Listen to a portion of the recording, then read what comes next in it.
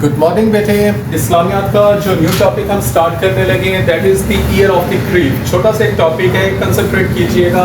Eight the end of the boycott the prophet सल्लल्लाहु अलैहि वसल्लम had to bear the loss of his two greatest supporters Abu Talib and Khadija.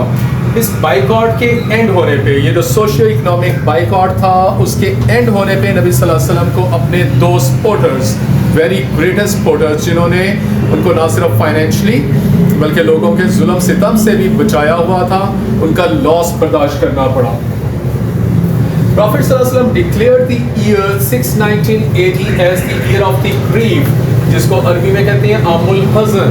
तो क्योंकि दो बहुत ही डियरेस्ट पर्सनैलिटीज़ एंड बहुत बड़े प्रोटेक्टर नबी सल्लल्लाहु अलैहि वसल्लम के इस साल में इस दुनिया से कूच कर गए, तो इसलिए 619 यानी जिस ईयर में ये हुआ था उस साल को ईयर ऑफ ग्रीफ का नाम दिया गया, जिसको अरबी में आमुल हज़न कहते हैं।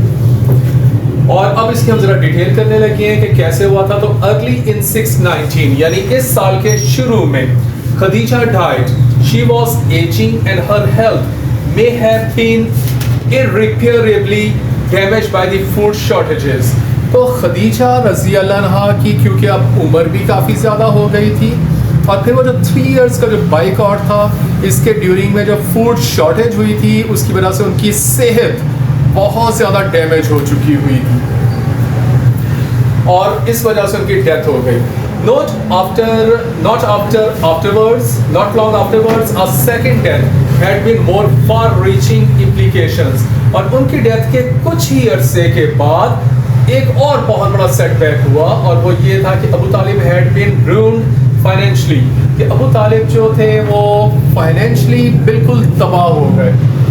And may also have been physically weakened by the boycott, और बाइकआउट की वजह से, फूड शॉर्टेज की वजह से इनकी सेहत भी तबाह हो चुकी हुई थी।